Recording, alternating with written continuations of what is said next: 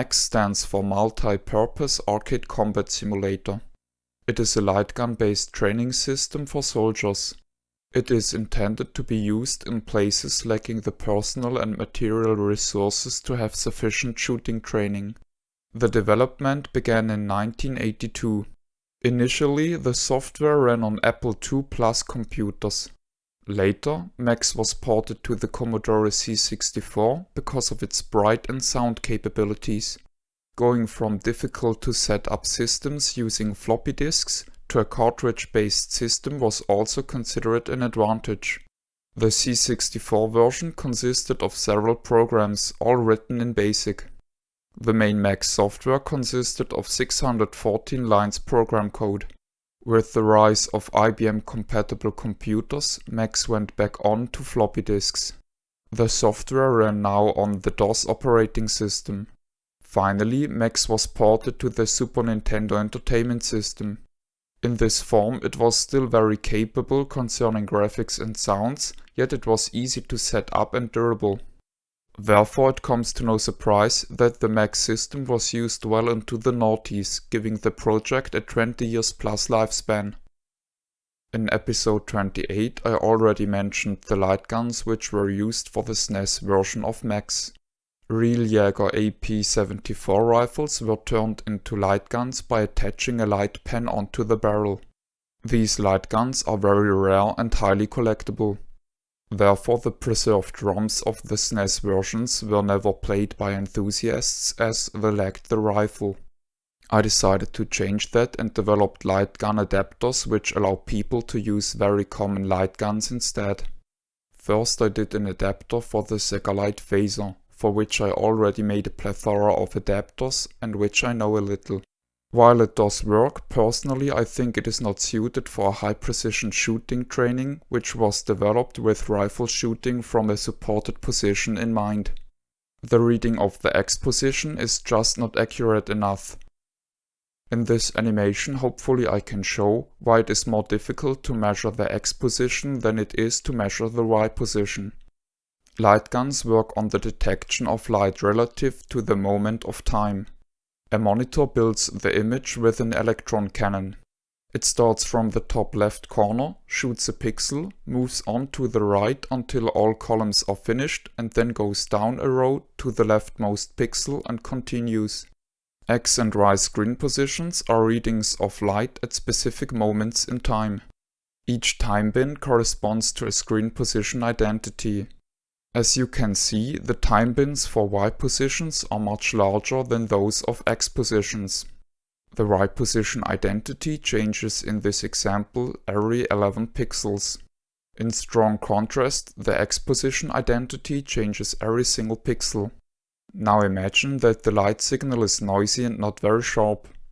It comes to no surprise that the X reading will bear a higher uncertainty than the Y reading.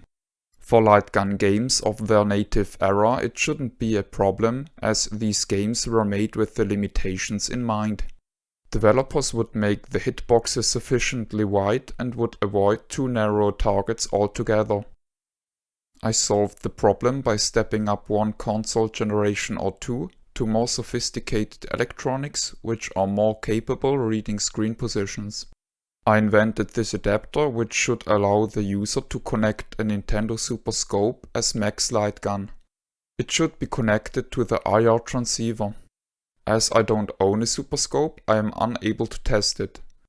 However, this adapter will work with all wired Super Scope compatible light guns for sure, such as the Turbo Gun or a Virtua Gun modified according to the schematics shown in episode 28.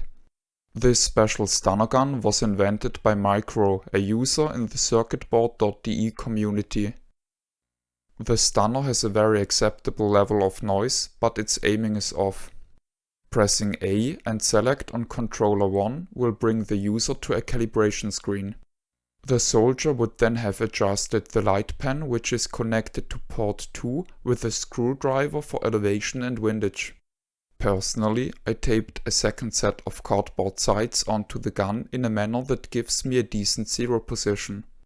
Pressing A allows the player to select a subset of levels and other settings. The used rifle is semi-automatic and the stock of ammunition is limited.